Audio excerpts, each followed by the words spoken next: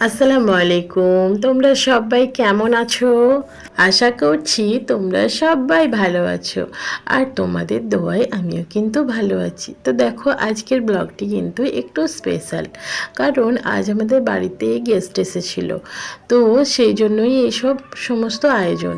তো দেখো আজকে গেস্টদের জন্য কি কি বানালাম, কি কি বানিয়ে তাদেরকে খাওয়ালাম, আপ্যায়ন করলাম, সেইগুলোই কিন্তু তোমাদের সঙ্গে আমি এই ব্লগে শেয়ার করব। তো দেখো আমরা সরু চাকলি পিঠা বানিয়ে নিয়েছিলাম এবং গরুর মাংসের বিরিয়ানি বানিয়েছিলাম।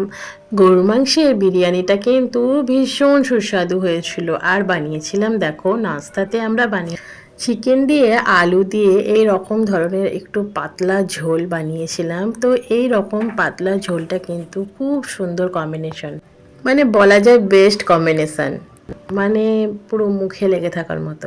সরু চাকলির সঙ্গে এরকম ধরনের পাতলা ঝোল আর মুরগির মাংস দিয়ে আলু দিয়ে রান্নাটা মানে জাস্ট দুর্দান্ত, মানে এত সুন্দর কম্বিনেশনটা লাগে। তার সঙ্গে কিন্তু আমরা চাপও বানিয়েছিলাম, গরুর মাংসের চাপ বানিয়েছিলাম, অনেক সুস্বাদু হয়েছিল জানো। চাপটা খুব দারুণ লাগছিল। তার সঙ্গে কিন্তু আমরা পরোটাও বানিয়েছিলাম।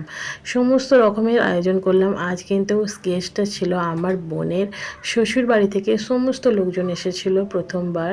তো যেই জন্যই এই সমস্ত আয়োজন, সব কিছু আমরা প্লেট সাজিয়ে নিই। তো দেখো আমরা কিন্তু প্লেটগুলো সাজিয়ে নিয়েছি, সুন্দর করে আমরা পরিবেশন করে দিলাম। তার সমস্ত খাবারগুলো আমরা কিন্তু ওনাদেরকে সার্ভ করে দিলাম। এইভাবে আমরা পরিবেশন করলাম। তো যাই হোক, আমার ব্লগটি কিন্তু কেমন লাগছে অবশ্যই আমাকে জানাবে। আমার ভিডিওটা কেমন লাগছে অবশ্যই আমাকে জানাবে। আমার থেকে আর কি ধরনের ভিডিও তোমরা আশা করছো আমাকে কিন্তু জানাবে অবশ্যই। আজ কিন্তু আমি এই পর্যন্ত এই ব্লগটি শেষ করছি। আমি কাল আবারও তোমাদের সঙ্গে গল্প করতে আসব।